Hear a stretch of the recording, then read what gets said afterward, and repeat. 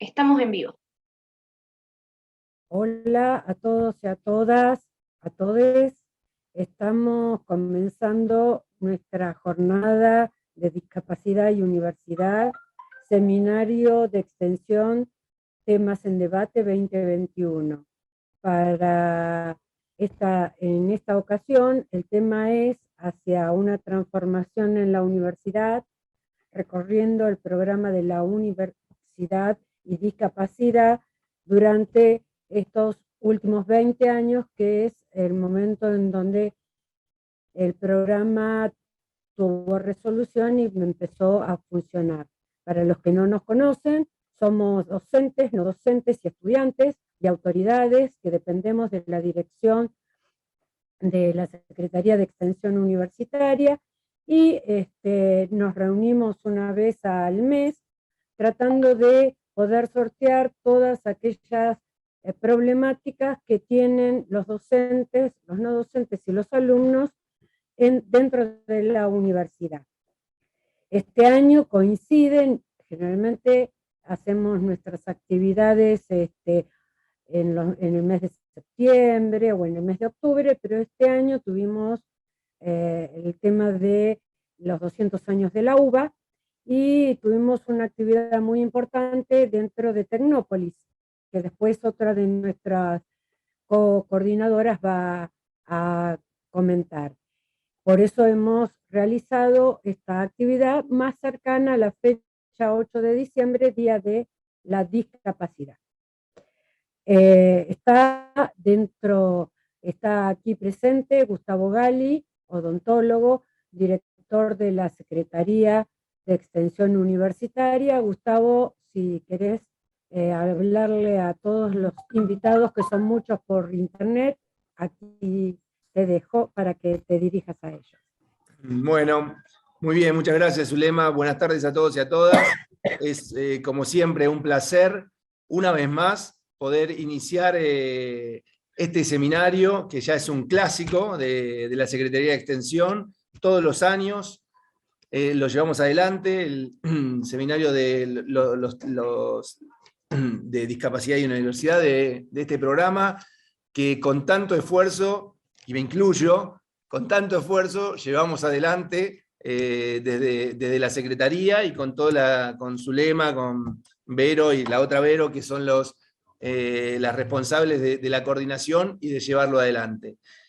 La verdad, como lo dije el año pasado, cada vez me cuesta esto de la virtualidad.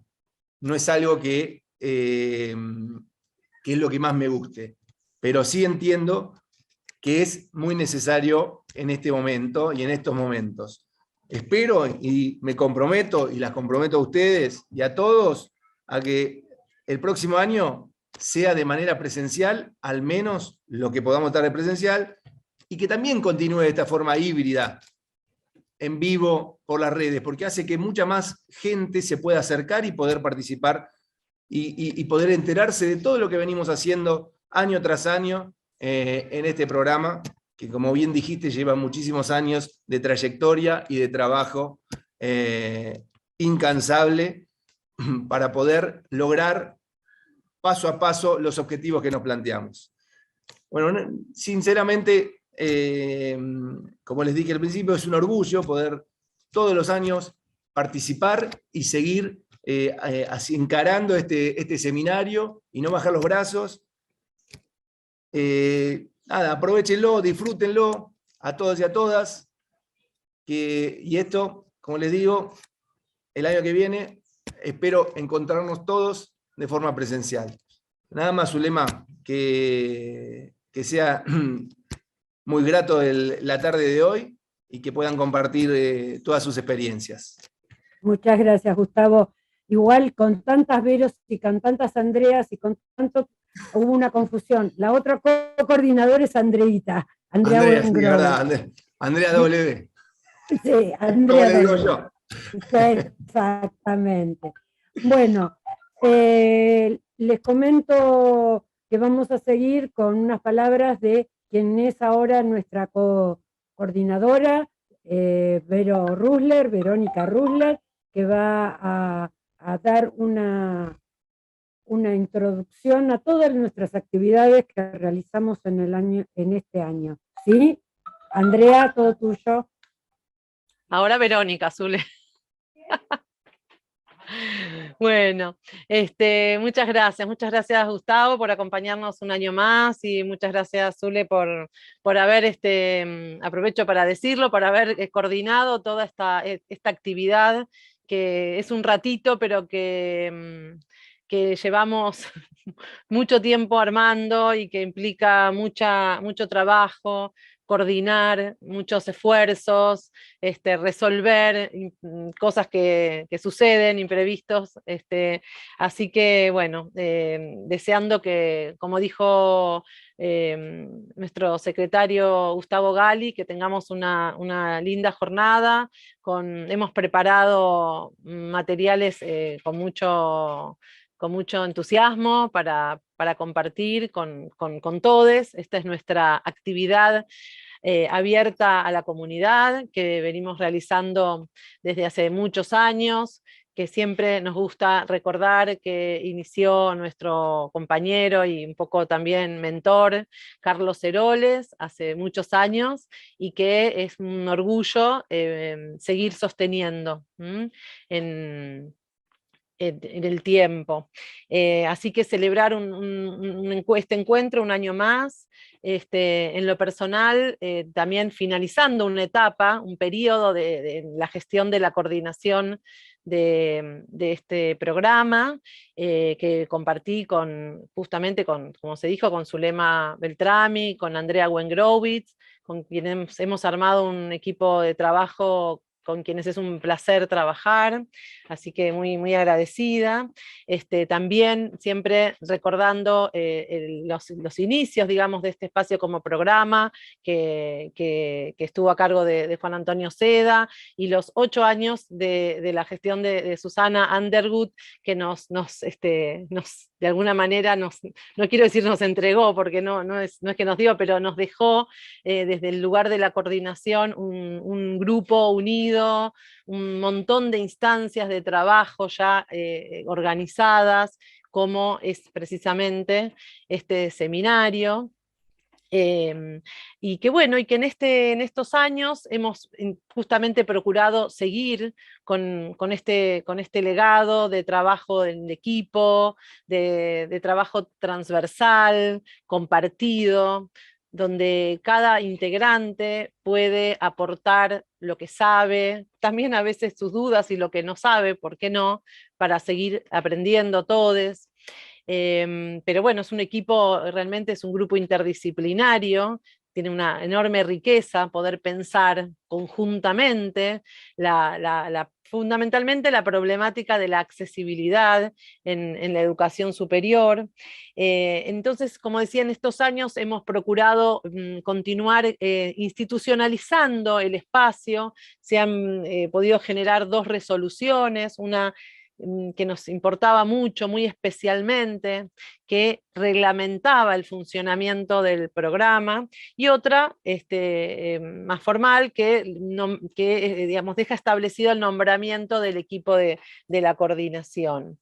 A su vez, ha sido también muy fructífero el trabajo conjuntamente con otras universidades nacionales que integran la Red Interuniversitaria de Discapacidad, con quienes también seguimos aprendiendo, pensando, aportando. Es otro grupo interdisciplinario, pero que es a escala nacional, de universidades públicas. Ahí hemos también podido seguir trabajando en proyectos específicos, en los espacios plenarios, compartiendo con compañeros de la RID las preocupaciones, los avances. En estos 2 años, como bien dijo Zule, de pandemia, no solo no hemos interrumpido el trabajo, sino que lo hemos continuado sin resignar absolutamente nada. Se han realizado todas las reuniones con importante concurrencia. En este tiempo hemos también incorporado algo que ya lo veníamos haciendo, pero que lo incorporamos con mayor sistematicidad, que es un espacio de capacitación interna, este año de autoformación, donde hemos compartido desarrollos, experiencias, publicaciones, investigaciones generadas por integrantes del programa, que ha sido muy, muy fructífero, realmente ha sido muy nutritivo para nuestra formación. Y a su vez, como a Zule siempre también le gusta decir, hemos circulado por toda América Latina y más allá en la multiplicidad de espacios y de propuestas que tuvieron lugar a partir de la virtualidad, en muchos espacios ya vinculados a la red latinoamericana de discapacidad y del Caribe de discapacidad y derechos humanos. Así que hemos compartido con hermanos latinoamericanos también experiencias y propuestas. Hemos estado en muchos lugares.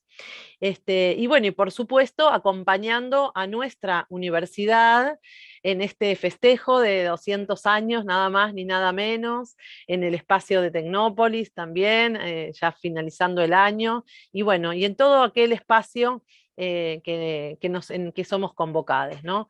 Así que bueno, simplemente compartirles esto, lo que ha sido el trabajo de este año.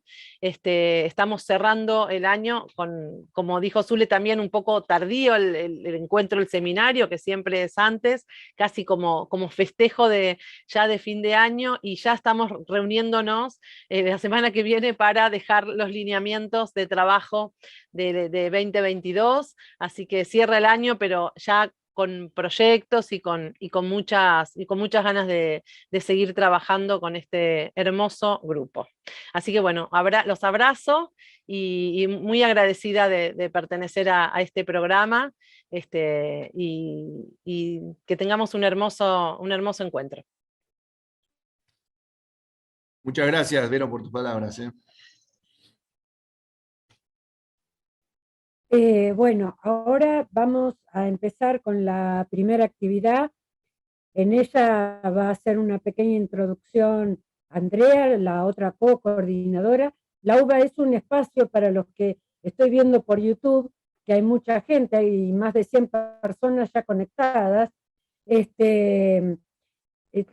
quiero comentar para la gente de Latinoamérica que está ahí conectada, que nosotros somos una universidad muy grande y poder cumplir con la actividad es muy complejo. Entonces, todas nos dividimos el trabajo, aunque trabajamos en conjunto. Andrea es la otra co-coordinadora, coordinadora académica. Andrea, te dejo para que te presentes nuestro primer video, ¿sí?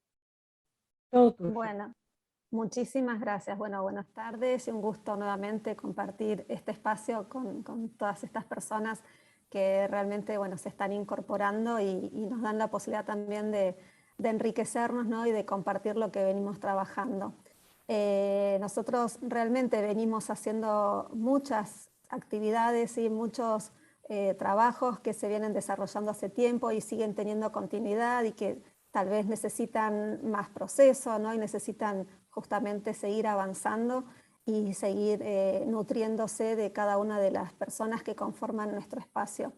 Y bueno, en este primer momento lo que queremos hacer es compartir una pieza audiovisual que en realidad tiene que ver con una línea de tiempo, ¿sí? Que de alguna manera da cuenta, ¿no? De la historización, del recorrido que viene teniendo el programa desde hace varios años y que está en proceso, ¿sí? Está en construcción, así como está en construcción también nuestra cultura de la accesibilidad y de la inclusión dentro de la universidad y dentro de nuestra sociedad. Bueno, en esta oportunidad queremos comentarles, bueno, cómo estamos desarrollando esta línea de tiempo, ¿no? Y que está en proceso, y justamente estos van a ser algunos avances de lo que venimos desarrollando desde ya, que hubo un grupo, ¿sí? Un equipo dentro de lo que es la comisión del programa que estuvo trabajando intensamente, ¿sí? Con muchísimo esfuerzo, buscando información, recopilando material, viendo imágenes, documentos, todo tipo de normativa, y realmente es un trabajo muy, muy rico lo que han hecho, Y ahora estamos en una instancia, ¿no?, de diseñar justamente esta propuesta, ¿no?, de llevarla, digamos, de plasmarla, ¿no?, en una situación que se pueda compartir. En este caso es una pieza audiovisual que a futuro nosotros queremos también plasmarla en otro tipo de soportes, ¿no?, por ejemplo, algunos ploteos o algunas piezas gráficas que se puedan también llevar cuando tengamos las posibilidades de estar presencialmente en los distintos espacios que conforman a la universidad y también poder compartir de esa manera nuestros recorridos. Entonces, simplemente, bueno, es agradecer al equipo de la comisión que estuvo trabajando muy intensamente con esta actividad que tiene que ver con esta línea del tiempo, que es un reconocimiento a todo lo que se viene desarrollando desde antes del programa también, ¿no? O sea, todas las cuestiones que se vienen justamente abordando desde la universidad en materia de accesibilidad y de discapacidad. Y entonces, bueno, esto también es parte del recorrido que queremos compartir. Bueno, y estos son algunos avances, sí, que se van visualizando en este video que ahora vamos a proyectar. Así que bueno, yo les saludo. Gracias.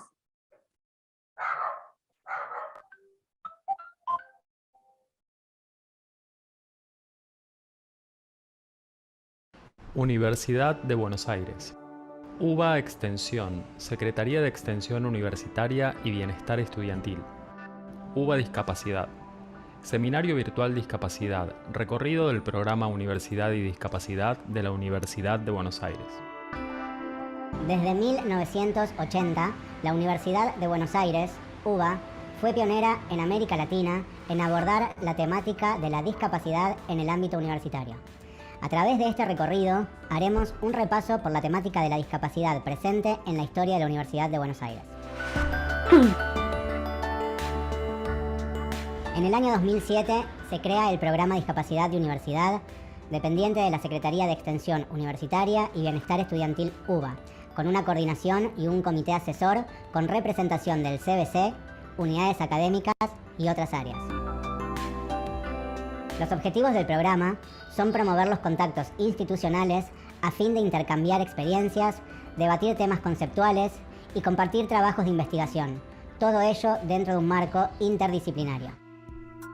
El programa tiene participación en la Red Interuniversitaria de Discapacidad, RID, el Consejo Interuniversitario Nacional Discapacidad y Derechos Humanos, SIN-DDH, la Red Interuniversitaria Latinoamericana y del Caribe sobre Discapacidad y Derechos Humanos, la Red Iberoamericana Discapacidad y Derechos Humanos, la Red para la creación de una base de jurisprudencia sobre discapacidad del Mercosur.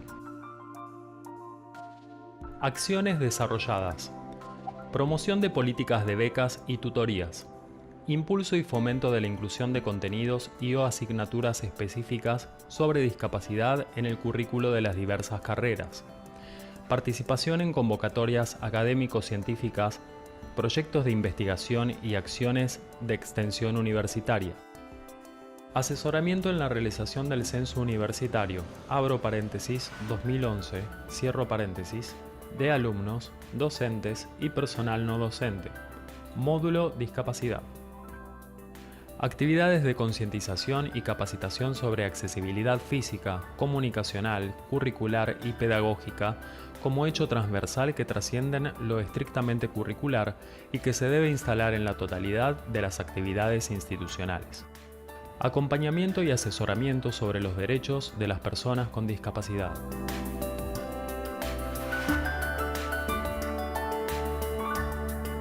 Luego de esta introducción, comencemos el recorrido. Para ello dividimos el mismo en estos ítems. Antecedentes UBA en la temática de la discapacidad. Legislación Nacional de Discapacidad.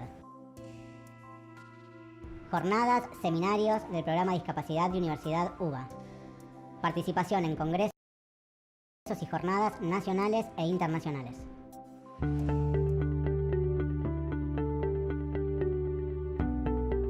Antecedentes UBA en la temática de la discapacidad. 1980-1981. Grupo de investigación El discapacitado frente a las barreras arquitectónicas. Facultad de Arquitectura y Urbanismo, abro paréntesis, FAU, cierro paréntesis, Secretaría de Investigación y Desarrollo. 1982, Simposio La Universidad y el Discapacitado. 1983, Curso Barreras Arquitectónicas y Urbanísticas, FAU-UBA. Creación del Centro de Investigaciones de Barreras Arquitectónicas y Urbanísticas, abro paréntesis, CIBAU, cierro paréntesis, FAU-UBA. 1984, Congreso Interdisciplinario sobre Barreras Arquitectónicas y Urbanísticas, FAU-UBA, con mutual de la Sociedad Central de Arquitectos, abro paréntesis, SCA, cierro paréntesis. 1990, creación del Centro de Investigación de Barreras Arquitectónicas Urbanísticas y del Transporte, abro paréntesis, CIBAUT, cierro paréntesis, FADU-UBA.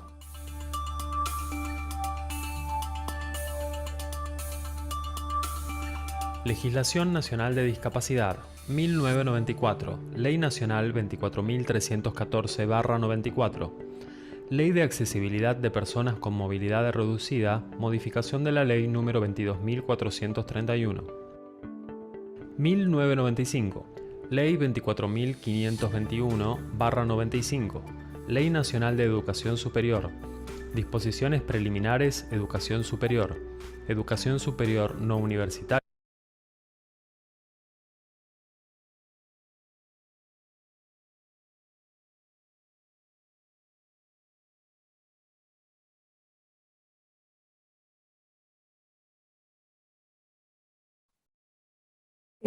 Bueno, el video es un poco largo, entonces hemos decidido darle un corte como para que tengan una idea de lo que es nuestra línea del tiempo.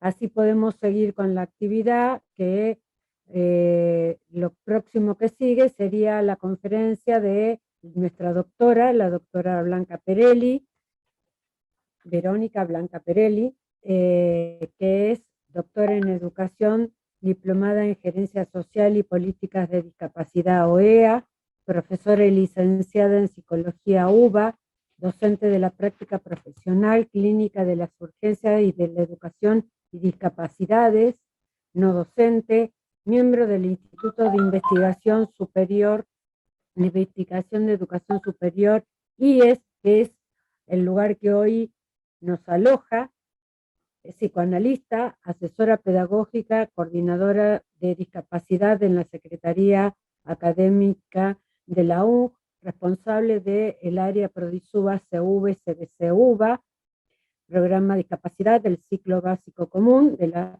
Universidad de Buenos Aires, miembro activo de los comienzos del programa Discapacidad y Universidad de la UBA, miembro de ADUBA, FEDUM, y miembro de APUBA. Y en resumen, una de mis mejores amigas con las cuales hemos transitado toda nuestra actividad aquí en el programa de Discapacidad y Universidad. El tema que hoy va a hablar Verónica es la insistencia de una educación otra para los otros. Vero, si te desmuteás y te prendés, te vamos a ver y comenzás la charla. Hola, amiga. Hola, ¿cómo están? Bueno, realmente un placer estar acá, agradecerles a todos. Antes de comenzar, quería un detalle que es del orden comunicacional, que también van los agradecimientos a las intérpretes y a quienes están subtitulando, y pedirles que si perciben que acelero el ritmo, como ya me conocen, o enuncio algún concepto que se dificulta o hace falta volver sobre algo, me lo hagan saber. A ver, siempre la invitación a tomar la palabra me genera el desafío de imaginar quiénes serán los interlocutores y el diálogo posible a producirse. Y siendo fiel a mi estilo, voy a tomar varias cuestiones que comenzaron a rumiar a partir de la propuesta para dejarlas instaladas y ponerlas a andar. Y como anunció Zulema, el nombre que les puse fue a la ponencia la insistencia de una educación otra para los otros, encomillado. Como ejercicio didáctico, en la argumentación de esta conversación les propongo 3 ejes, que son 3 enfoques principales. Desde el primero, el análisis del contraste en las percepciones de las regulaciones de la formación de los estudiantes con discapacidad en las universidades hoy, título de mi tesis, y las situaciones educativas cotidianas que presentan realidades de un cambio mucho más amplio que el del discurso normativo vigente, esbozando de ese modo algunos rasgos Pero, fundamentales. perdón, Sí. acá desde el subtitulado necesitamos un poquito más pausado, no se llega Dale, a poder Vero, escuchar. dale. Gracias. ¿Desde dónde? ¿Arranco el párrafo de vuelta? Arrancá el primer eje, El por primer favor. eje, perfecto, gracias. Después me tienen que dar tiempo. Desde el primero, el análisis, decía, del contraste entre las regulaciones de la formación de los estudiantes con discapacidad en las universidades hoy, que es el título de mi tesis, y las situaciones educativas cotidianas que se presentan día a día con cambios mucho más amplios que lo que la normativa indica y con la intención de esbozar, de algún modo es muy difícil repetirse de la misma manera, con la intención de esbozar de algún modo algunos rasgos fundamentales que cobra la educación de las personas con discapacidad en este nivel. En el segundo enfoque, entonces, sondear la manera en que esas regulaciones se vivencian en el aquí y ahora, a las que a menudo el liderazgo institucional les concede un lugar subsidiario. Y en el tercero, la observación del papel que tal liderazgo desempeña cuando logra el pasaje de la puesta en agenda a la A, entre paréntesis, puesta en acto, con los desafíos presentes y futuros que conlleva. Cada uno de estos enfoques podrían aplicarse para el conjunto de las universidades, siempre y cuando que tengamos en consideración que sus perspectivas y condiciones de posibilidad variarán en función de sus propios procesos de territorialidad. Comienzo entonces. Lo primero que quiero decir es que muchas de las cuestiones que plantearé hoy aquí, algunos de ustedes ya las han escuchado. Afortunadamente no existe la posibilidad de repetirnos discursivamente más allá de nuestros puntos fuertes que sostienen nuestras posiciones, interpelándonos permanentemente. Lo segundo, valorar la posibilidad de tomar la palabra para anunciar, no lo que funciona, porque lo que funciona, funciona. Aquello que no anda, de lo que hablamos, de aquello que todavía es pregunta, o que aún ni aparece, inquietudes, interrogantes, prejuicios y contradicciones incluso respecto a las distintas situaciones surgidas a partir de la apuesta a una educación para todos. En tercer lugar, lo que elegí compartir no es del orden de las recetas ni de los protocolos. Es un problema y constituye un error frecuente pensar que encontraremos respuestas unívocas y acabadas para responder a las situaciones que se nos presentan. Incluso el pensar que hay quienes las tienen, porque obtura nuestros movimientos, transforma el lazo educativo en un tecnicismo y por lo tanto a nosotros los docentes en técnicos. Y lo enlazo con un brevísimo párrafo acerca de los tiempos que estamos transitando. Terminamos el año todos alienados. Seguimos trabajando en todos los frentes como si nunca nada hubiera pasado. Y la verdad es que nos pasó, y aún nos pasa, con fuerte impronta de repetición, una pandemia. Lo enuncio porque considero importante aceptar en todos los órdenes de la vida, pero particularmente en educación y en salud mental, y esto parecerá un perogrullo, que lo perdido está perdido, que no se puede recuperar. Trabajamos con lo que se pudo y como se pudo. Y no se puede hacer un como si de esto. Y si sucede en momentos de excepcionalidad, ni hablar en cómo negamos las realidades existentes en los tiempos mal llamados de normalidad.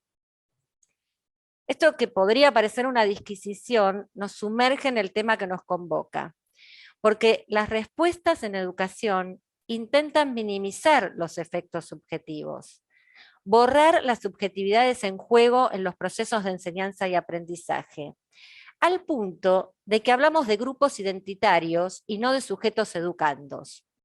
Esto es, no es la singularidad, no es nuestro común, no es la diversidad propia del humano lo que nos convoca, es la condición de discapacidad. Difícil punto de partida, cómo lograr encuentros desde el desencuentro, cómo encontrar nuevos horizontes de posibilidad transitando viejos caminos.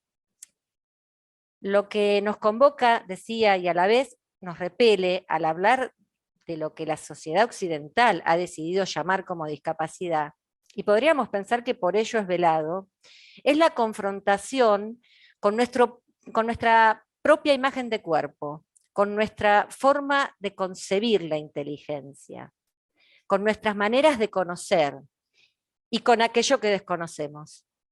Nos lleva a repensar en los procesos de enseñanza y aprendizaje, en qué es lo que sucede en la educación, particularmente en relación al acto educativo en sí. ¿Por qué las resistencias y las dificultades para alojar aquello vivido como diferente, como raro, como extraño? Hay una frase en el libro La vida de los hombres infames de Foucault que hace referencia a la conciencia moderna y a la forma disciplinaria del poder en la que se inscribe la distinción entre lo normal y lo patológico, que sostiene lo siguiente: todo lo que se considera extraño recibe, en virtud de esta conciencia, la conciencia moderna, el estatuto de la exclusión cuando se trata de juzgar, y de la inclusión cuando se trata de explicar. Y en esa tensión nos movemos. Trabajamos, decimos, para que se escuche la voz de los que también, desde una ideología de la normalidad, sostenemos que no tienen voz. Y cuando esa voz aparece, si no habla de la discapacidad, enseguida suponemos que la oculta, que la niega, no la reconoce como tal o no tiene registro de ella. Interesante para pensar cuánto alimentamos aún esa mirada médico-hegemónica que cuestionamos posicionada en el déficit. Fíjense cómo todo el tiempo tratamos de sumar palabras para nombrar lo indecible. Cuánto más fácil sería poner en acto la disposición, la hospitalidad, el encuentro, el estar con, la posibilidad de un entre, que permita una comunicación compartida, un hacer de este mundo un mundo para todos, al que todos podamos habitar con mayúscula. Tensión muy probablemente irreductible, como toda tensión, pero requiere ser advertida a la hora de trabajar con aquellos llamados otros, si queremos realmente un nosotros. ¿Por qué la necesidad de especificar un determinado modo de relación cuando se trata, en esta oportunidad, de estudiantes con discapacidad? ¿Es un buen punto de partida separar per se de la categoría estudiantes a los estudiantes con discapacidad?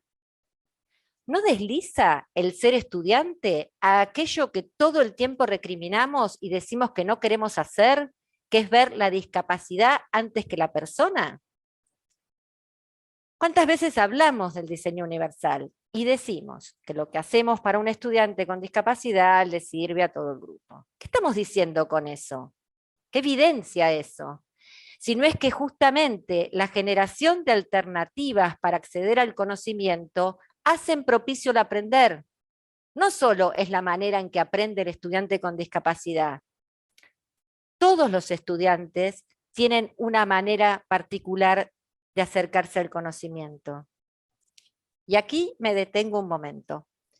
Dado que llegado a este punto, siempre surgen voces que sostienen que no alcanza, que hay especificidades y la necesidad de formarnos para eso. Bueno, entonces empecemos por definir cuáles son esas especificidades y qué sería eso. Porque si eso es la persona con discapacidad, nuevamente es un mal punto de partida. Estamos objetivando a partir de la condición a ese sujeto y no lo estamos viendo como un sujeto educando. Ahora, si leemos eso como la posibilidad del acto educativo en ese encuentro diferente, desconocido, nuevo para algunos, se abre otro abanico de posibilidades y la responsabilidad pasa a ser compartida con toda la comunidad educativa.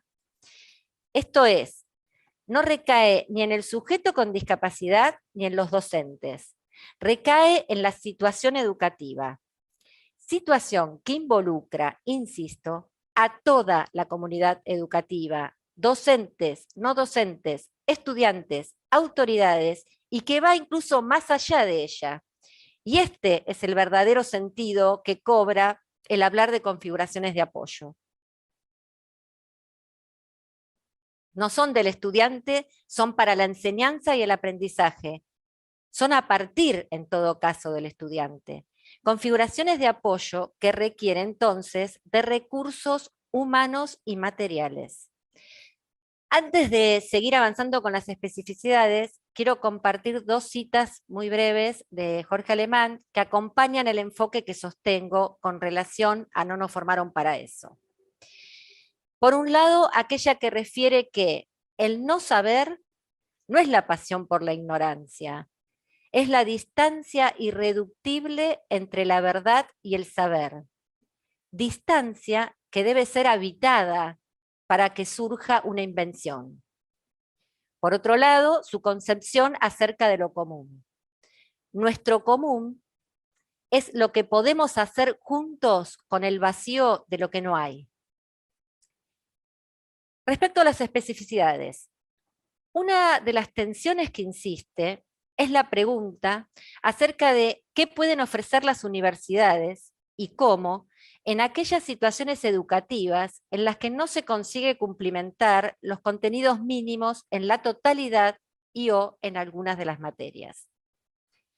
Sabemos que el artículo 43 de la Ley de Educación Superior explicita la responsabilidad social que tenemos en la formación de profesionales.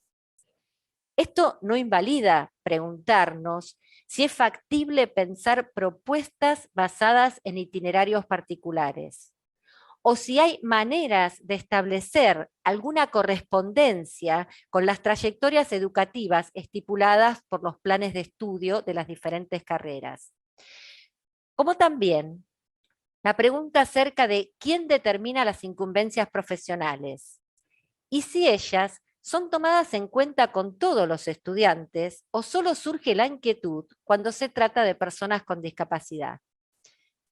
Esto es, ¿de todos los estudiantes nos preguntamos si se han apropiado de todos los contenidos de la carrera?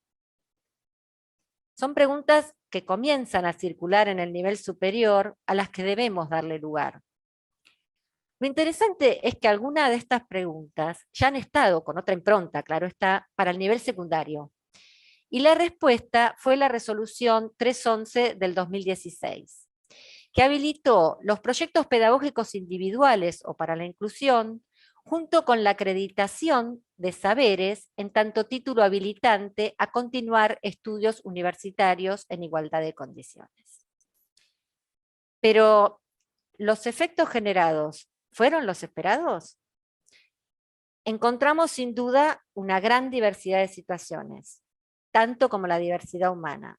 Pero lo que es innegable, y no me cansaré de dar a conocer, es el sufrimiento de aquellos sujetos en los que recae el fracaso en el nivel superior por el engaño del cual son responsables el sistema educativo y la sociedad que avala y sostiene normativas con esa impronta. Sostengo, y me hago cargo, que en gran parte este tipo de respuestas responden a considerar a las personas con discapacidad como destinatarias de las políticas de inclusión, en lugar de sujetos activos, ciudadanos de pleno derecho. Otra tensión presente evidenciada en la insistencia de una educación otra para los otros es acerca de la transversalidad de la temática en las distintas disciplinas. ¿Saben cuántas veces la convención menciona la transversalidad? Ninguna. Dato interesante, sabemos que cualquier campo disciplinar, pero particularmente el relativo a la temática de la discapacidad, no puede ser encerrado en un marco teórico. Y encontramos que, y gran parte de las dificultades se originan allí, se ha circunscripto la temática a los efectores de salud, al orden jurídico, a las representaciones sociales y a la modalidad especial, constituyéndose en un espacio de especialistas. Esto que digo, sin dudas, no es ninguna novedad. Quienes me han escuchado hablar recordarán, por ejemplo, la presentación acerca de accesibilidad académica para el Consejo Interuniversitario Nacional en 2015, en las que insistí acerca de que la temática de la discapacidad es transversal a todos los espacios educativos y, no obstante, generamos constantemente espacios delimitados, deslindados desde el cual trabajar. Una vez más, tenemos entonces que sostener que si es transversal a todos los niveles de determinación pública, por lo tanto, es un eje de todos los contenidos trabajados en las distintas asignaturas. Y el problema no es discursivo.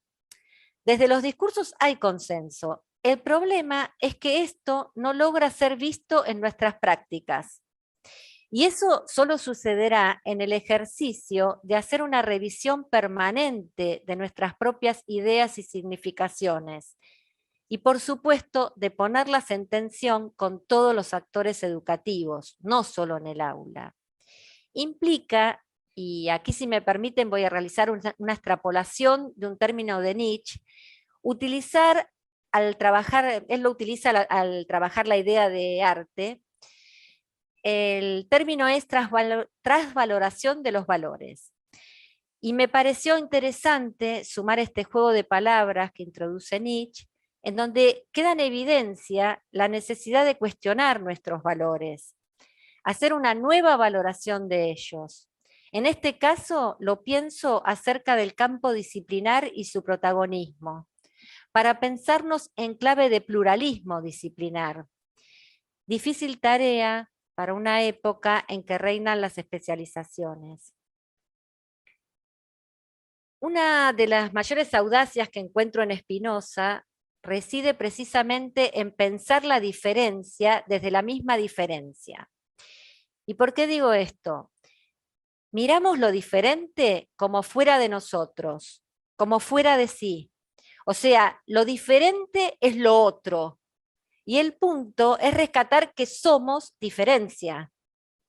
El problema, a mi entender, sigo trabajando en ello, comparto hasta donde llegué con mis pensamientos y a los que la investigación me ha llevado, es que la diferencia se ha instalado desde el sentido. De allí mi insistencia en poner en cuestión la proliferación de grupos identitarios.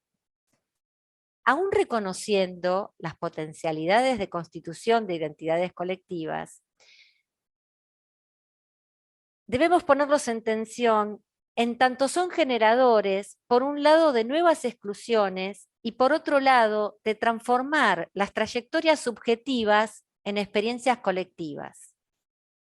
Toda experiencia es múltiple, toda experiencia es diversa, es y está articulada con otras.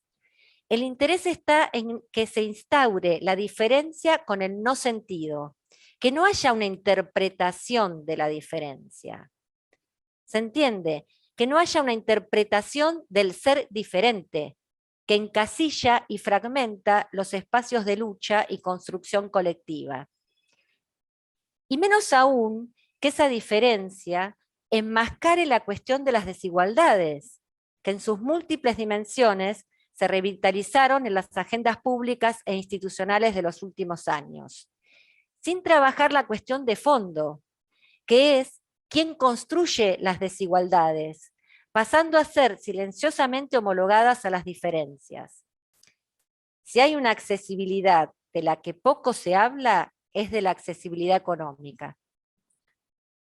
Es sin dudas una posición ética el sostener la pregunta de cómo se juega cada vez el lazo educativo. Y una cuestión política, en tanto se trata de saber, y esto resonará, espero, si un sistema de enseñanza tiene como presupuesto una desigualdad que reducir o una igualdad a verificar.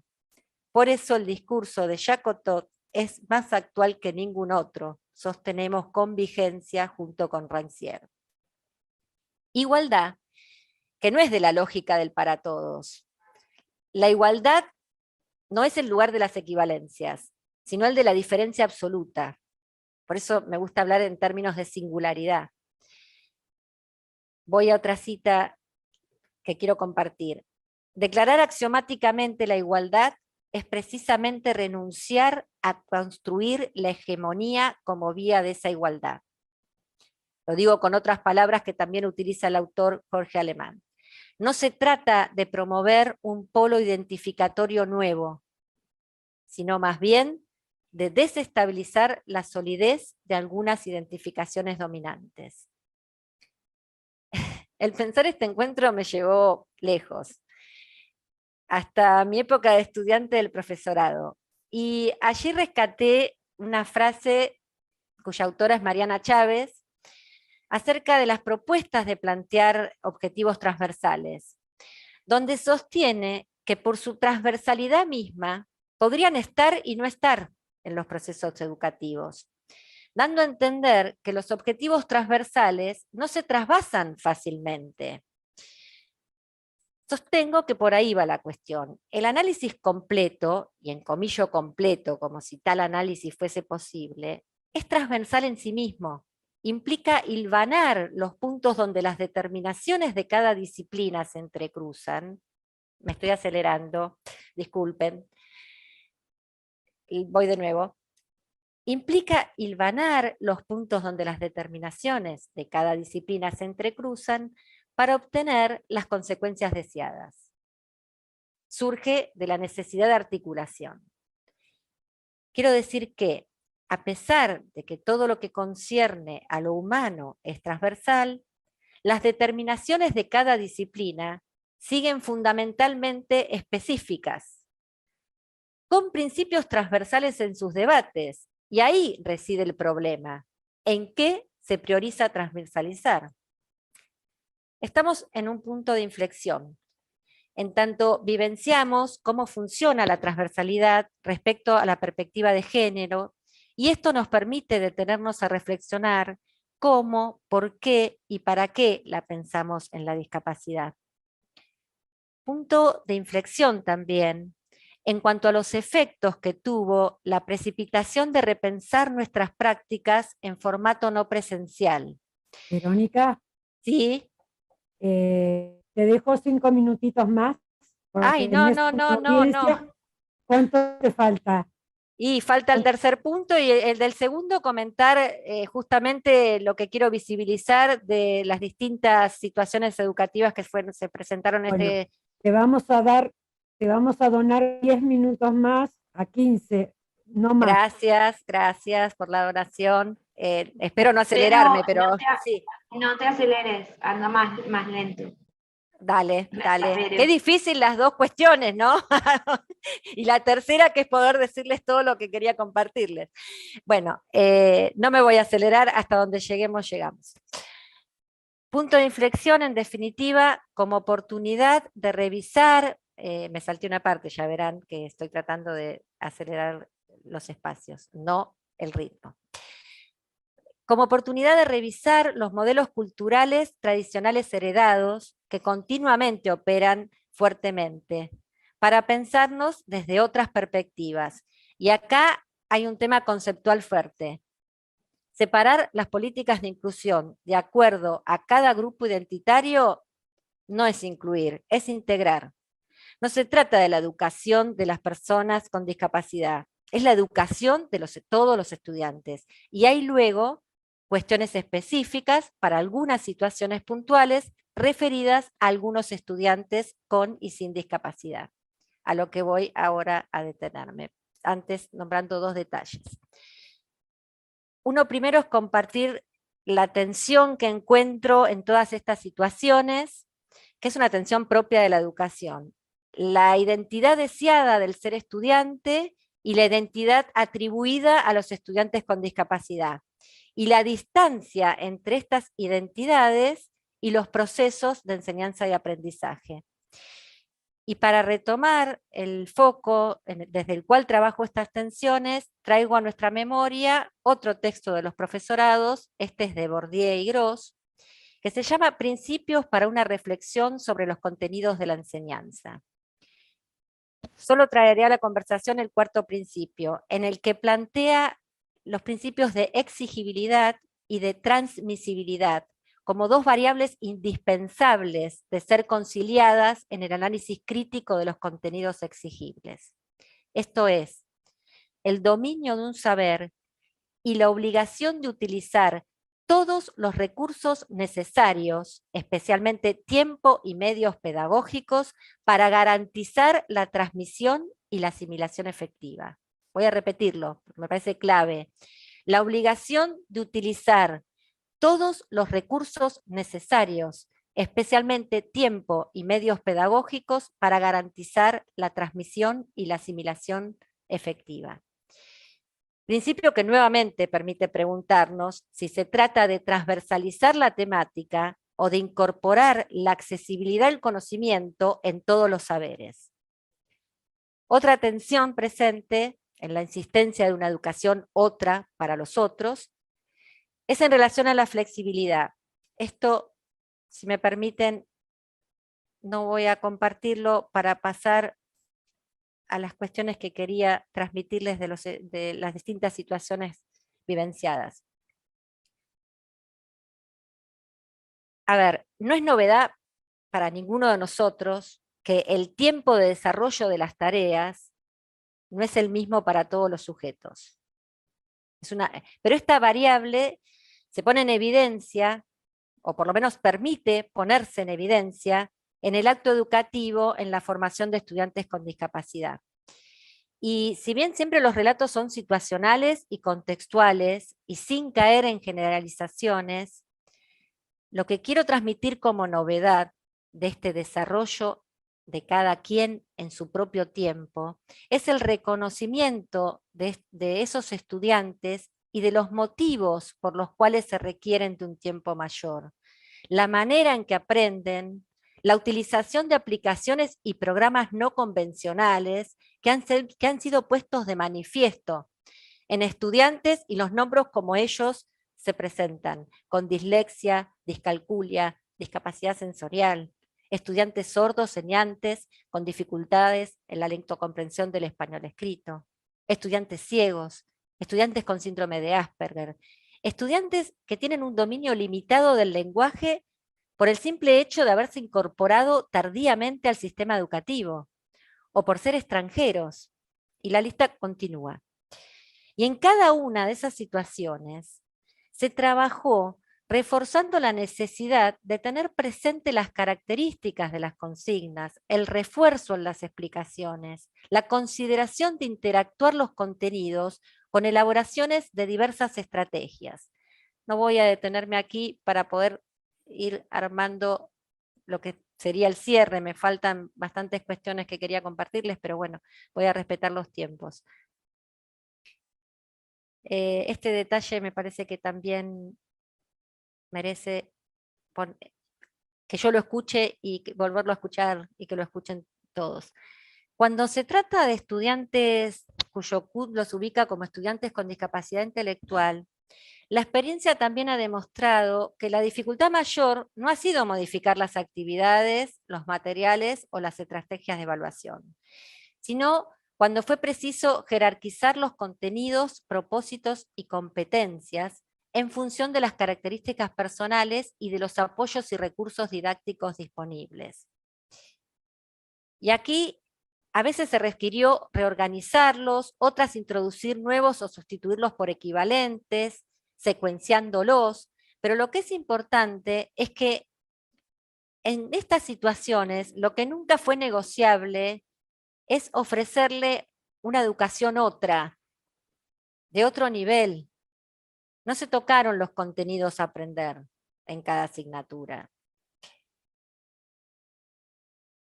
Y respecto a los estudiantes con discapacidad motriz, como para abrir un abanico de cada una, faltan muchas, pero de las distintas situaciones que vivimos estos 2 años en la virtualidad, contrariamente a lo que se cree, por eso lo nombro, desde el sentido común, la dificultad reside en que se piensa solamente en que todo se reduce a la accesibilidad edilicia.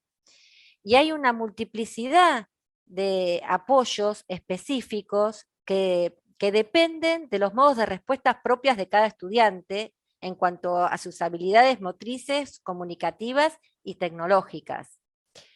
Nos acercamos a los tiempos establecidos.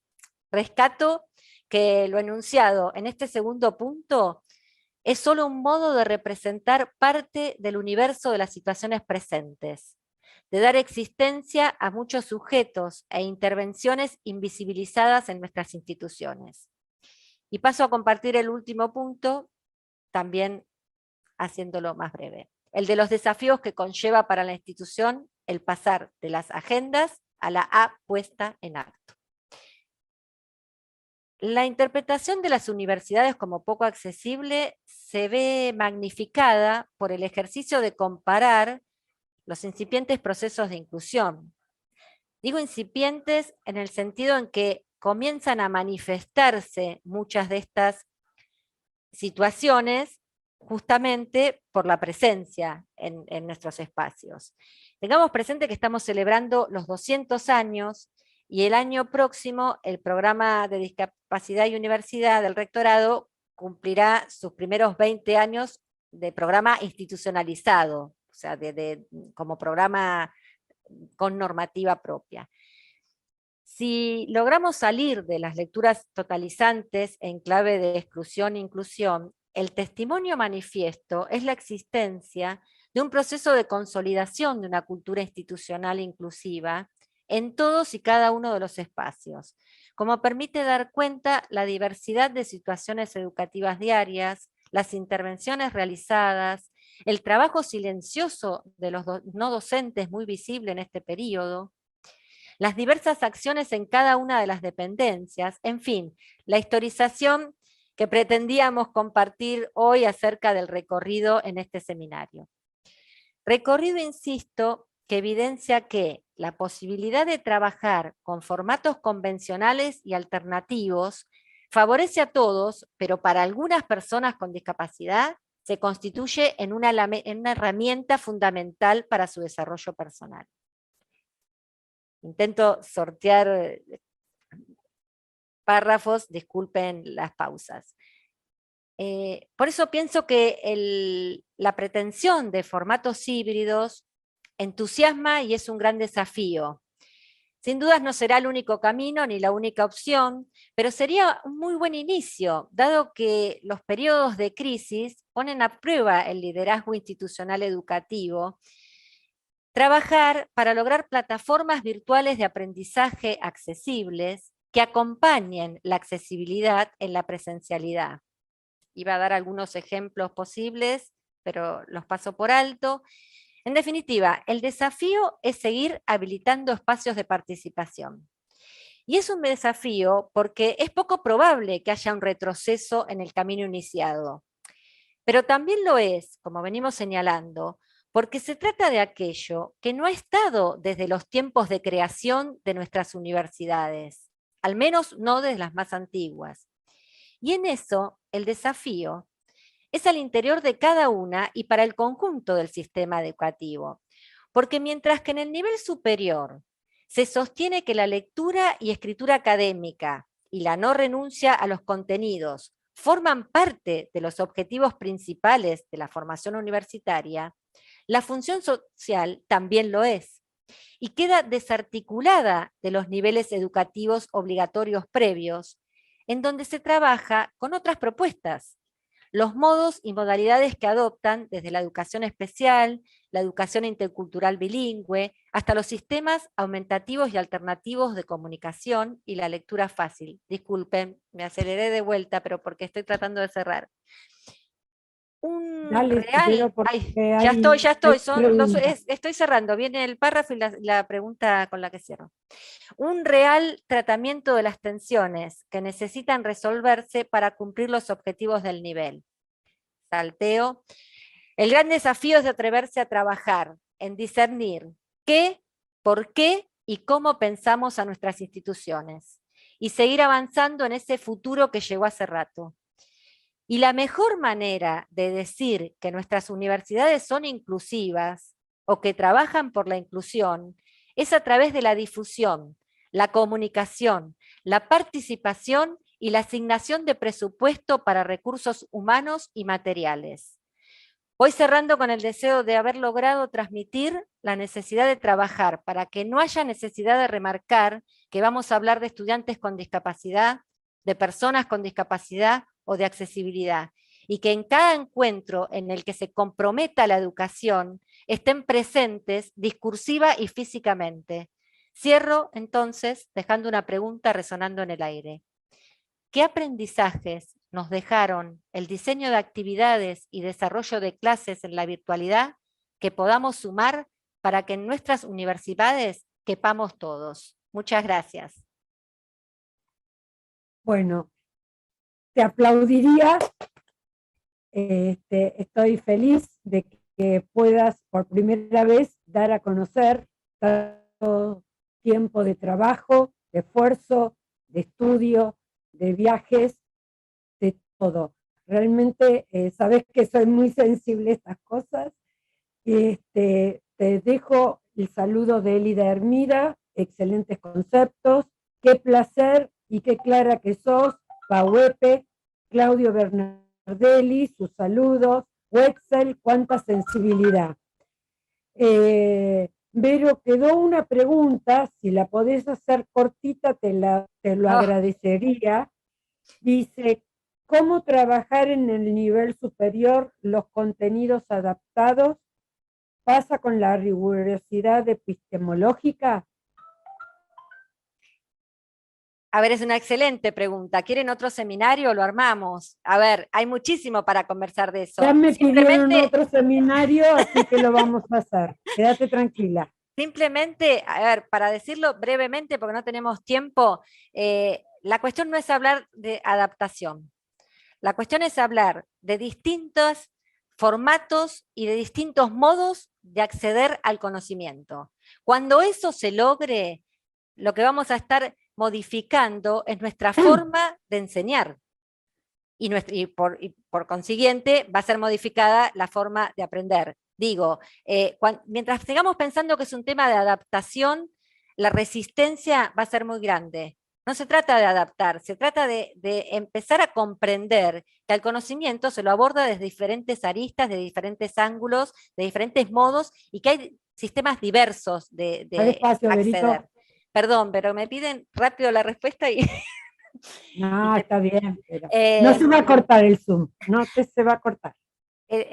Digo, a ver, hay muchísimas cuestiones que ya se vienen haciendo. Si los quieren pensar en términos de adaptaciones, piénsenlos en términos de adaptaciones.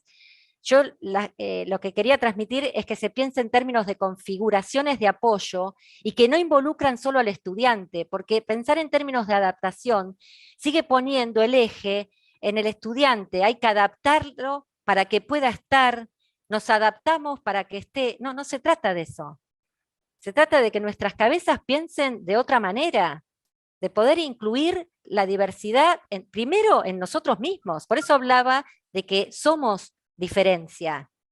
No es el otro el diferente. Pero bueno, tenemos que desconstruirnos, diría Derrida, porque estamos atravesados todos por la ideología de la normalidad y nuestras instituciones no escapan a eso. Entonces, es un ejercicio permanente de toda la comunidad. No sé si respondí plenamente, pero intenté responder respetando los tiempos. Bueno, Vero, te agradecemos. Ya mucha gente que está en la plataforma de YouTube ya me ha pedido que sigamos con esta temática, así que propondremos alguna charla, alguna otra actividad para los meses que vienen, ¿sí? te agradecemos y Gracias a todos nada, a ustedes. seguir creciendo. Y Exactamente, y entre todos. y a responder las preguntas que te haces permanentemente. Gracias por dejarme seguir pensando. Bueno, ahora vamos a seguir con la nueva actividad. Esa actividad tiene que ver con una entrevista que va a ser a Lía Resnick, una compañera nuestra que hoy está en la lejanía, está en Córdoba, pero está siempre participando en todas las actividades, y hoy está junto con Susana Underwood. Ustedes, los que están desde el principio, saben que Susana fue durante 8 años la coordinadora de este programa, y Lía fue una también de las que comenzó con esta actividad. Lía Resnick es editora egresada de la Facultad de Filosofía y Letras de la UBA, miembro fundadora del programa de discapacidad y universidad dependiente de la CVUBA y del programa de discapacidad de la Facultad de Filosofía y Letras. Desde hace muchos años se desempeña como asesora en discapacidad auditiva y accesibilidad. Susana Underwood, amiga, médica veterinaria, magíster de la UBA, fue coordinadora del programa Discapacidad y Universidad, CV-UBA, y directora nacional hasta hace muy poquito directora nacional de Políticas y Regulación de Servicios de la Agencia Nacional de Discapacidad. Es docente universitaria desde el año 92 y es una gran amiga, la amiga de los pelos morados. Te dejo con Lía para tu entrevista con ella. Bueno, ¿qué tal? ¿Cómo les va? La verdad es que con Lía estamos muy contentas de poder hacer esta entrevista. El otro día tuvimos una reunión, ayer creo que fue, o hace un par de días, donde charlamos largo rato. Con Lía nos conocemos hace muchos años, muchos años. Yo quiero decir que la admiro profundamente a Lía. Quiero que sepan que Lía, entre otras cosas, recibió el reconocimiento de la Universidad de Buenos Aires por los 200 años. La universidad entregó medallas a 200 personalidades destacadas de la universidad, que se hayan destacado en el arte, en la cultura, en las ciencias, etc. Y Lía justamente recibió una de estas medallas, cosa que nos llenó mucho de orgullo a quienes la conocemos. Ella había armado una presentación un poco más larga para su lema, y yo se la recorté, porque en realidad ahí estaban parte de las preguntas que yo le quería hacer. Por eso la recortamos un poquito, ¿sí? Una cosita más que quiero decir, más allá de sentir muchísimo afecto por ella, yo siento que he aprendido muchísimo de Lía Resnick en todos estos años que nos conocemos, más de 10, casi 15 años que nos conocemos. Aprendí muchísimo sobre cuestiones de discapacidad auditiva, de cómo se puede aprender. Pude mejorar como docente, entre otras cosas, gracias a mucho de lo que me enseñó Lía. Así que para mí es un honor enorme y un orgullo enorme poder estar hoy acá. ¿Qué te parece, Lía, si primero les contás un poco quién sos? Algo ya contaron, pero ¿quién sos? Bueno, agradecidísima por estar con ustedes acá y poder justamente volcar esa experiencia que he tenido, contarles un poquito de esto, cómo a lo largo del trayecto pude ir encontrando puntos en común cuando no había nada respecto de la discapacidad, ni se pensaba en eso, no había fotocopias, no había tecnología. Y sin embargo, había actitudes que sí se pueden explicar hoy con todo lo que hemos aprendido en el programa. Y se notan en el trayecto ciertos valores, ciertas actitudes que sí permiten la inclusión, aunque se trate de un paradigma reticente.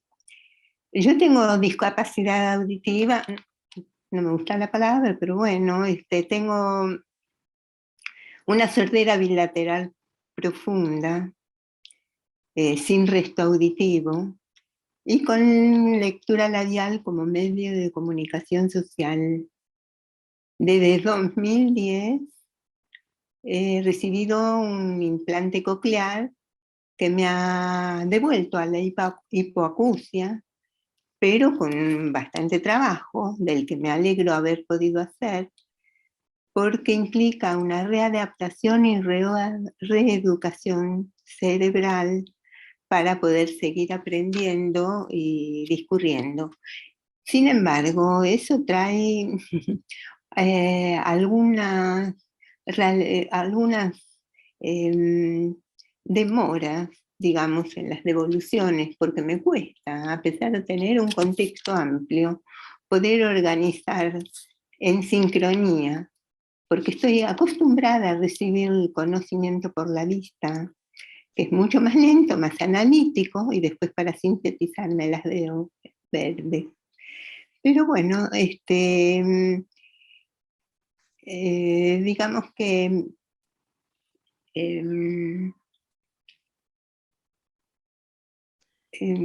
Lía, ¿te gustaría contarnos cómo fue tu escuela secundaria y qué pasó cuando quisiste estudiar en la universidad?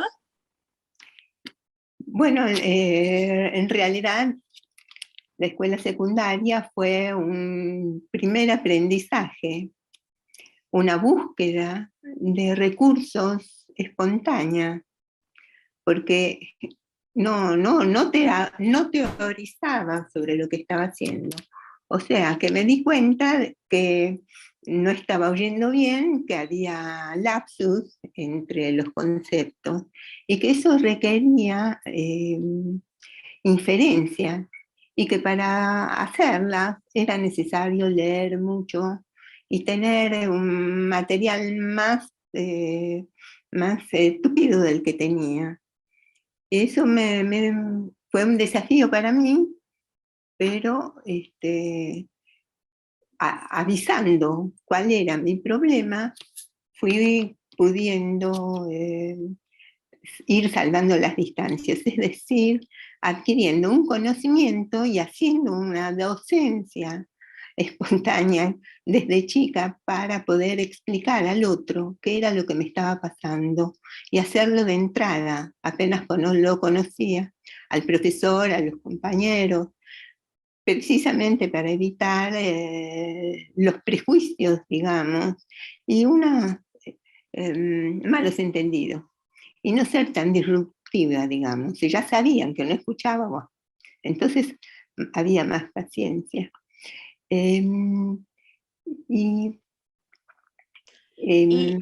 Lía, sí. ¿qué carrera estudiaste inicialmente en la universidad? Bueno, entré en la carrera de filosofía desde el 65 en adelante. En ese momento usaba audífono. Entonces la accesibilidad entre el audífono y la impresión de las clases ya no resultó tan problemática, pero sí los tiempos, porque al no escuchar la exposición oral, me quedaba sin saber de qué se trataba todo. Entonces tenía que leer eso para llegar a donde los otros habían partido, y recién entonces leer la bibliografía complementaria y poder entender el tema en general. Me daba muchísimo trabajo los finales, mucho miedo, porque precisamente me costaba hablar y em, llegar a tiempo, digamos. Daba una sola materia por turno, y eso me llevó casi 9 años. Pero bien, estuvo muy apasionada por el tema, y también en tiempos muy difíciles, en épocas del proceso, bastante duras, pero las ayudas que yo recibía las iba devolviendo, por ejemplo, con traducciones de lenguas extranjeras, de bibliografía no accesible, no disponible, o cualquier recurso que yo pudiera encontrar, que pudiera poner a disposición, porque no me parece justo ni correcto pedir ayuda sin devolver. O sea que había sí un pinino de trabajo colaborativo. Entonces eso animaba mucho a la gente, y ya disponía espontáneamente para ayudarme. Y Así que decime, bueno, Lía, ¿y qué pasó cuando quisiste hacer tu tesis de licenciatura? cuando quise hacer mi tesis de licenciatura, fue en el momento en que perdí el oído, el resto auditivo. La había empezado y quedó en suspenso, porque vino un visitante con patitas, y entonces tuve que aprender a reconstituir mi identidad y educar a mi hijo sin escuchar. Fueron temas bastante, no duros, porque fue una felicidad, pero sí difíciles. Educar sin oír a un bebé. Bueno, pero aparte que al poco tiempo falleció el profesor Olivieri, estaba haciendo la tesis sobre el tema del tiempo en Platón. El bendito tiempo que me da tanto trabajo a mí, porque sí fue una constante en mi vida ese tema, una necesidad de enfocarlo siempre. Y Lía, vos entonces no pudiste terminar esa licenciatura, pero al tiempo iniciaste otra carrera universitaria, también en filosofía y letras.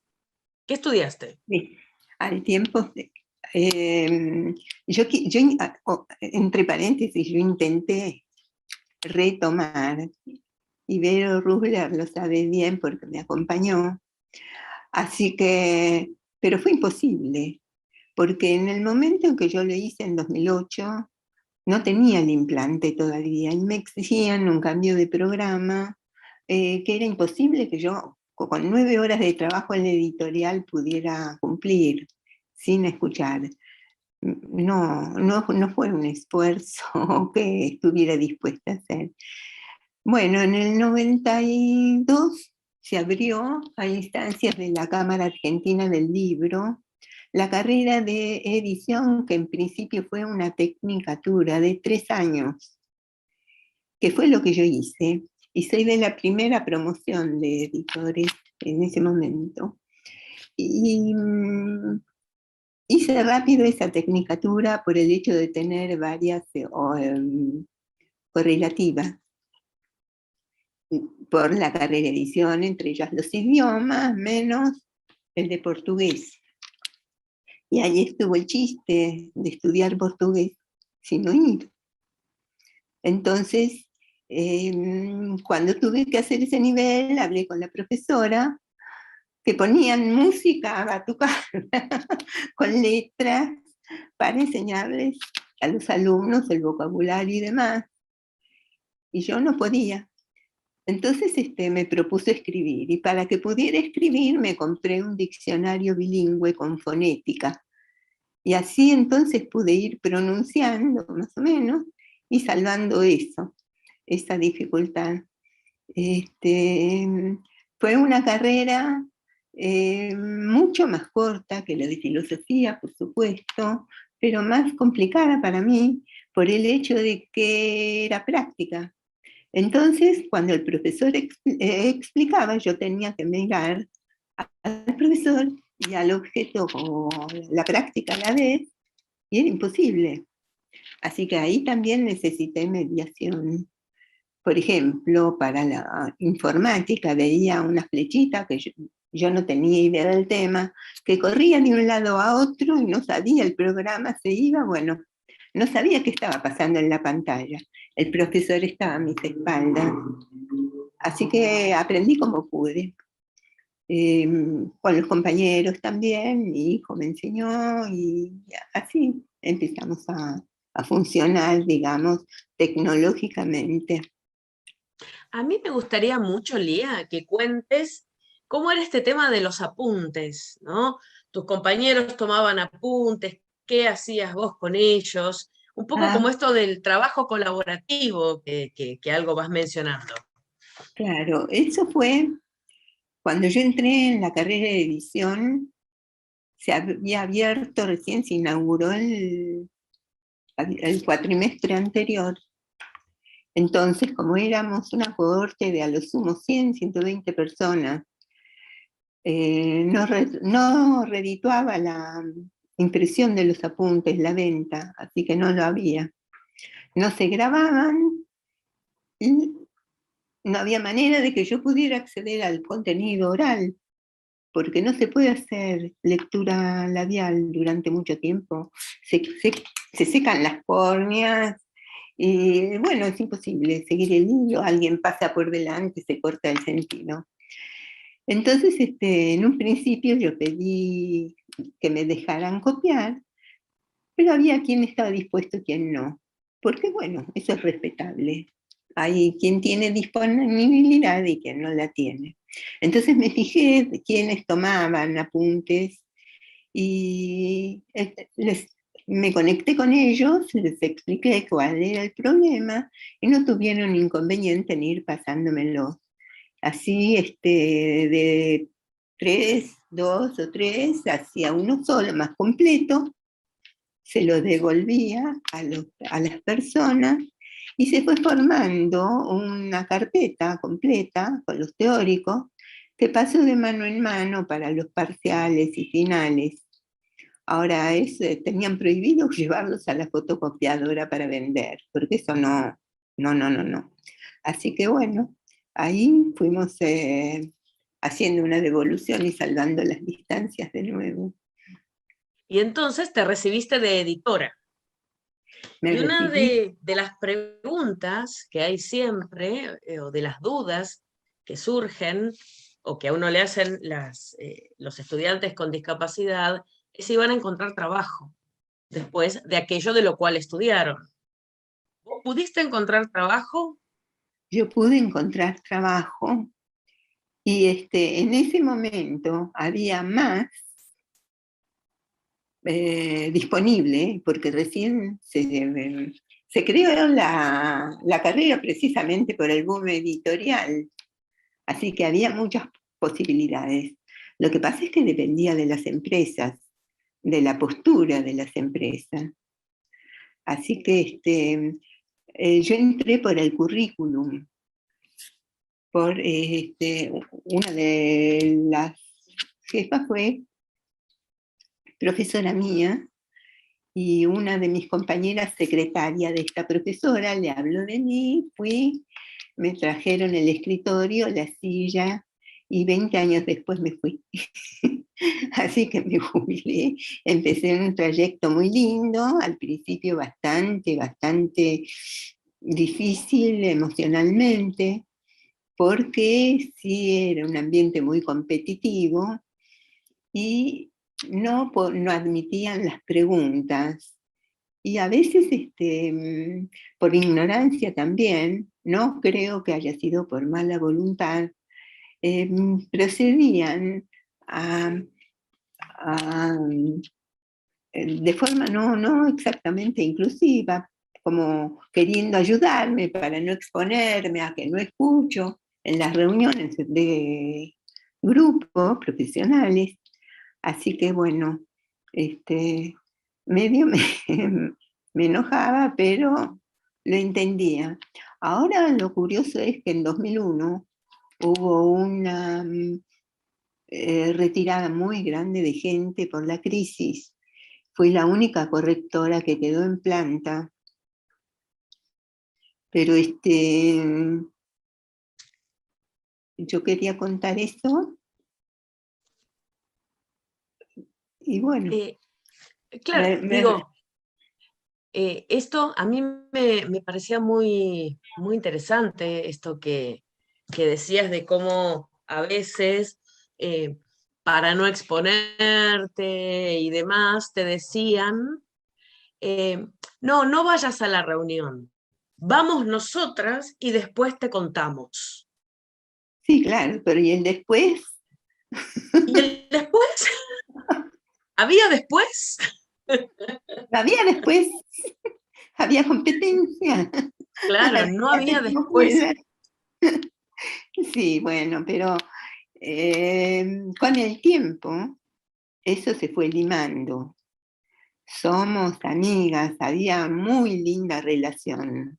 Era un lugar precioso, además interesantísimo el trabajo, qué mejor.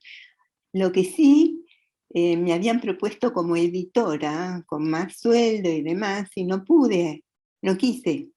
Me quedé como correctora, por el hecho de que la edición exige reuniones grupales periódicas, y yo sin no ir, a ver, contame, no servía, era poco funcional. Prefería mantenerme en contacto con el texto, y como era más variada la corrección por los temas distintos, aprendía mucho más. Además estaba la fundación, era una empresa muy dedicada a la educación, y hacían eventos, y yo corregía justamente los libros, y aprendí muchísimo sobre eso. Incluso empecé a aprender sobre tecnología educativa, que recién se empezaba a hablar de eso. Así que me sirvió muchísimo, me sirvió mucho, mucho el trabajo. Y ahora que contás esto, ¿no? De la cuestión educativa, yo me acuerdo que en algún momento vos dijiste que cuando eras muy joven querías ser maestra y que te habían dicho que no podías ser maestra porque una persona con una deficiencia y demás no podía estar frente a alumnos, voy a hacer comillas, normales. Estoy haciendo comillas. Eso era lo que te decían en su momento.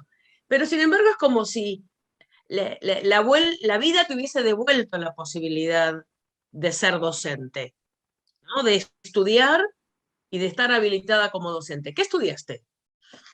Y bueno, pude ser el contacto con la tecnología, con la virtualidad, a través de un posgrado que hice de especialización en entornos virtuales de aprendizaje, y varios cursos más sobre la creación de materiales accesibles, y también en el CITEP, muchos cursos hice. Y a mí me gustó mucho, Lía, vos comentaste que ahí habías aprendido a leer la realidad de una manera diferente, y claro. hablas del modelo social de construcción del conocimiento. Claro. Me hizo clic ese curso, porque me dio una visión completamente diferente a la que había visto y padecido con anterioridad. El modelo social, otra consideración del sujeto humano como autónomo, como ser humano concreto, poniéndose el foco en la persona, con flexibilidad de los tiempos, es otra manera de aprender, otra manera de estudiar, otra manera de devolver, en otro espacio diferente y con tiempos diferentes, que a mí me ayudaban muchísimo. Yo me sentí muy contenida porque el modelo social es transversal a toda la plataforma y requiere formación por parte de todos los involucrados, desde los diseñadores hasta los técnicos. Así que en general se arma un curso accesible, porque es mayormente por texto. Ahora puede ser que como me pasó, haya habido material didáctico obligatorio como videos que no estuvieran subtitulados y que no los pude aprovechar. Avisé y en el foro me lo tradujeron, me salvaron, digamos, en el foro entre todos, colaborativamente, y dijeron que esa eventualidad iba a ser resuelta para la próxima corte, porque el curso se abría de entrada ya armado, y era muy difícil poder cambiar las cosas. Aparte que nadie sabía quién estaba detrás de la pantalla. Se suponía que sí tenían las competencias de aprendizaje necesarias, pero no, ni dónde vivía, ni si podía hacer esto, si podía hacer aquello. Entonces me parece que estaba en uno advertir, no pasar desapercibido, pero sí advertir la dificultad, precisamente porque hay disponibilidad para solucionar todo eso. Y tengo una pregunta, Lía, porque ya nos va quedando poco tiempo, así que tengo 2 o 3 preguntitas más para hacerte. Hablo más rápido. ¿Sentís que algo afectó la pandemia? ¿A mí? A vos y a todo esto que estás contando, sí. Y solamente cayó el sistema. Algo afectó. Pero en mi caso, me embromó bien, porque no me quedé sin feedback, sin retroalimentación sola. Entonces, ahí entendí que es muy difícil aprender solo. Es muy difícil sin una devolución, sin un espejo social. Pero ¿qué pasó? Yo, en vez de desesperarme, me metí en los Zooms, tomé al programa como fuente de conocimiento, hice todos los cursos sabidos y por haber, sobre, por ejemplo, accesibilidad cultural en los museos, un curso sobre sonidos conectados, que era de construir sonidos con historias con sonidos. Por supuesto, Vero Táfora no sabía qué hacer conmigo, pero pudimos lograrlo. Yo salí muy contenta aún sin haber terminado el programa. Así que... Y decime, digo, la pandemia trajo algunas de estas dificultades que contás. ¿Cómo podés pensar la pospandemia cuando ella se digne a llegar? En realidad, el futuro no sabemos qué nos trae, pero sí tenemos el presente, desde donde podemos partir. Tenemos la experiencia, que es el punto de anclaje del conocimiento verdadero, y también tenemos un bagaje cognitivo muy amplio de antes. Entonces se trata de hacer proyectos desde el presente para el futuro, proyectos que son viables hoy y que, bueno, si exigen algún cambio, pero se requiere disponibilidad y fundamentalmente, como decía Vero Perelli, una historización del discurso, de los conocimientos sobre la discapacidad, un conocimiento sobre leyes, que sirvan de plataforma, digamos, a las perspectivas que podamos hacer. Yo creo que si se toma conciencia de la duplicidad del discurso, de que hoy estamos en una sociedad que apaña la mentira, que apaña Entonces, pienso que se puede empezar a superar, digamos, esa separación entre la universidad y los otros, mediante la participación de la gente, que sería una forma de síntesis de esa oposición. Y que es una oposición que hace doler en todas las instancias de la vida de la persona. Es preciso pensar con un criterio de contextualidad, y de integralidad, cosa que lleva más tiempo también hacer eso, que en una forma lineal y en forma puramente repetitiva. Yo empecé esta charla preguntándote quién sos, como para que te presentaras un poco, ¿no? Pero si ahora te preguntara quién sos hoy, ¿no? Un poco como esta cuestión histórica de la que hablabas, de quién sos y de quién fuiste siempre. A mí me gusta eso que haces un recorrido por diferentes filósofos. Por diferentes filósofos. Y yo soy lo que muchos decían que se podía ser, como por ejemplo Heráclito, un concepto complejo y una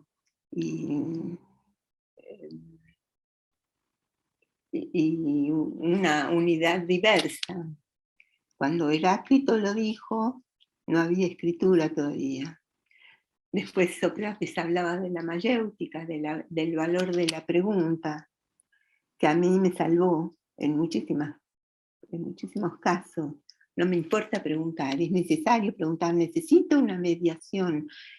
En mi caso y en todos necesitamos una mediación, pero las personas con discapacidad más, y es muy importante cuidar eso.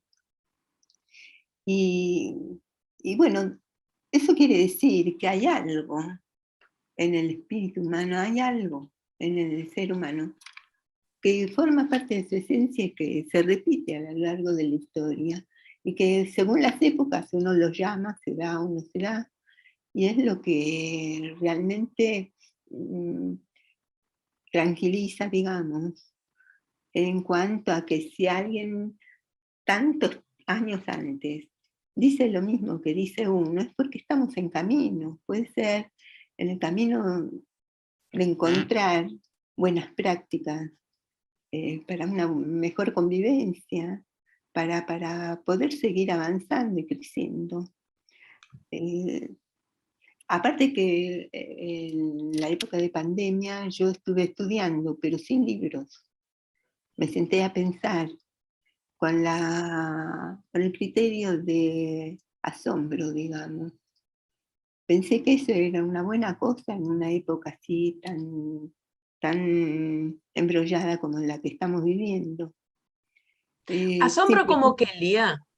Asombro como los chicos. Como los chicos. Porque es un conocimiento directo, espontáneo, sin prejuzgar, por la valorización que hay de la experiencia, que antes no ocurría así, era pura teoría. Y llegué a conclusiones importantes, así pensando con lo que había aprendido en el programa y deduciendo, cosa que me hace feliz. Siento que llegué a un punto de realización sin comparar. Me refiero a mí, a que logré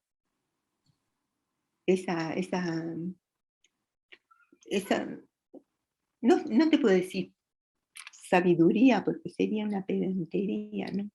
Pero en realidad es un saber, y me pregunto qué tipo de saber es el que conseguimos nosotros en el programa, en extensión, que no es un saber curricular, aunque se aspira a eso, y que es un saber de experiencia académicamente fundamentada, y que se funda también en la participación de la gente, en el hecho de que las personas con discapacidad ya no se quedan calladas, sino que tienden a participar en la solución de sus problemas y también a fomentar la disponibilidad de la sociedad para poder ir volteando las barreras. Así que bueno, eso. Bueno, la verdad, Lía, yo recién pensaba, qué difícil cortar esta charla que está tan bonita, ¿no? Y yo pensaba la calma que trae tu voz y tu relato, ¿no? Pero como dicen en la tele, el tiempo es tirano, y entonces tengo que ser la mala de la película. En realidad la mala de la película soy yo. Es verdad. Lía, qué placer escucharte, y quiero avisarles a las dos que hay mucho saludo, mucho respeto por tu trayectoria, que dice: qué importante unidad diversa, qué fabulosa la pregunta de Lía sobre el feedback. Es muy difícil aprender solo. Qué sabia que sos, Lía. Aprender con criterio de asombro, una gran científica. Si querés venir exactas, no vas a hacer bien, Roberto Posner. Ellos no saben que vos estás hablando desde Córdoba. Estás conectada desde Córdoba.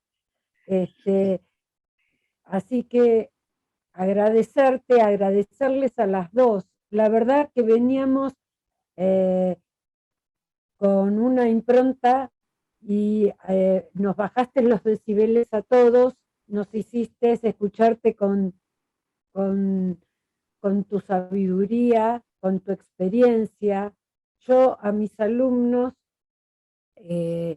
tengo dos ejemplos siempre en la manga. Uno es de Susana, cuando comentaba que daba clases y lo que servía para una persona con discapacidad, para una alumna, después sirvió para el aula.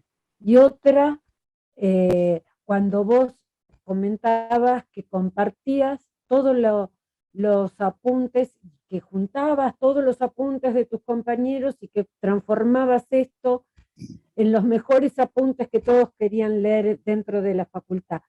Entonces, yo siempre le digo que siempre hay herramientas, que siempre hay formas, que siempre se puede hacer y llegar a aquello que uno se propone dentro de la vida, si tiene constancia, si tiene perseverancia, si tiene ganas, y de todo lo demás son. El otro día un alumno decía en clases, una alumna comentaba: sí, porque yo quiero hacer 6 materias en un año. Bueno, a veces no se puede. Yo no tengo discapacidad ni visual, ni soy sorda, ni soy ciega, no tengo ninguna discapacidad, y había momentos que solamente podía cursar una materia por cuatrimestre, nada más, porque me lo pedía el trabajo, las responsabilidades, otras actividades. Y bueno, hay que trazarse un camino, nada más. Eso es lo más importante, y eso se aprende de ustedes dos. Muchas gracias, Zule. Son amigas y se las quiere mucho. Yo también, a todas. Muchísimas gracias por la oportunidad, las adoro.